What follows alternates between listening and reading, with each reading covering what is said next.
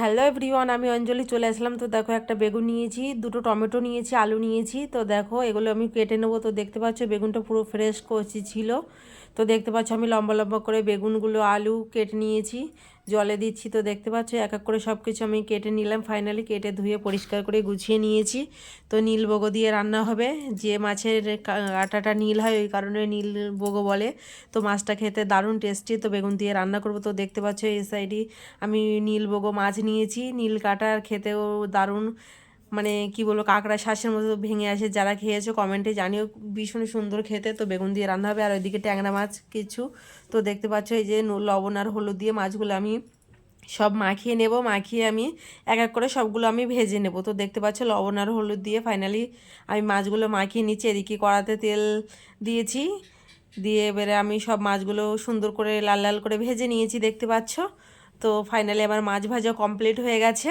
তো নীল কাটা কেমন দেখতে পাচ্ছ, আর খেতে খুবই সুন্দর। কারা কারা নীলবগো খেয়েছো কমেন্টে জানিও। তো দেখো, এদিকে আদা রসুন পেঁয়াজ টমেটো সব কিছু আমি গুছিয়ে কমপ্লিট করে নিয়েছি। আর এদিকে বেগুন আলুগুলো ধুয়ে নিয়েছি। এদিকে কড়াতে তেল দিয়েছি, দিয়ে পেঁয়াজ লঙ্কা আমি দিয়ে দিলাম তেলের মধ্যে। তো দেখো, ছেড়ে দিয়েছি। তো এবারে ওগুলো সুন্দর করে কষিয়ে নেব, নিয়ে তারপরে আদা রসুনগুলো দেবো, দিয়ে আবারও সুন্দর করে কষিয়ে নেব। আর কে কে নীলবগো খেয়েছো কমেন্টে জানিও।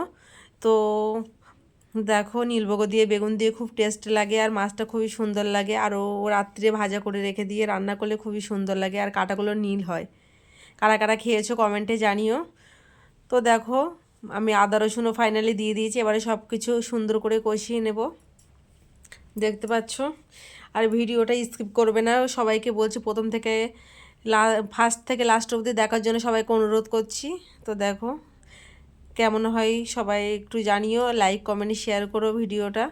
তো দেখো ফাইনালি আমার কষানো হয়ে গেছে। তারপর টমেটোগুলো দিয়ে দেব। তো টমেটোগুলো দিয়ে আবারও সুন্দর করে আমি কষিয়ে নেব ওগুলোকে। তা কষানো হয়ে গেলে তারপরে একটু লবণ হলুদ সব কিছু দিয়ে দেব পরিমাণ মতো। তো দেখতে পাচ্ছ আমি লবণ দিয়ে দিচ্ছি, তারপরে একটু হলুদ গুঁড়ো দিয়ে দেবো, দিয়ে আবার সুন্দর করে কষিয়ে নেব।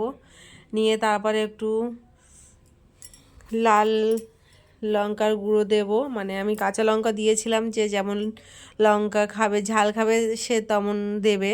তো দেখো আমি কাঁচা দিয়েছিলাম, অল্প গুঁড়ো দিয়েছিলাম কালারের জন্য। একটু তেলও দিয়ে দিয়েছিলাম কম হয়ে গিয়েছিল বলে। তো দেখো একটু তেলও দিয়ে দিলাম আবার। তারপরে আবারও সুন্দর করে আমি ওগুলোকে কষিয়ে নিলাম। একটু কালারের জন্য একটু কাশ্মীরি লঙ্কার গুঁড়ো দিয়ে দিলাম, দিয়ে ফাইনালি সুন্দর করে কষিয়ে নিয়েছি। নিয়ে দেখো ধুয়ে রাখা আলু আর বেগুনগুলো দিয়ে দিলাম, দিয়ে ওগুলো সুন্দর করে কষে নেব। তো দেখতে পাচ্ছ সুন্দর করে ভালো করে ওগুলো কষে নেব। তো দেখো কষানো চলছে, কালারটা চেঞ্জ হয়ে গেছে, দেখে বোঝা যাচ্ছে যে কষানো হয়ে গেছে। তো দেখতে পাচ্ছ এবারে আমি জল দেব।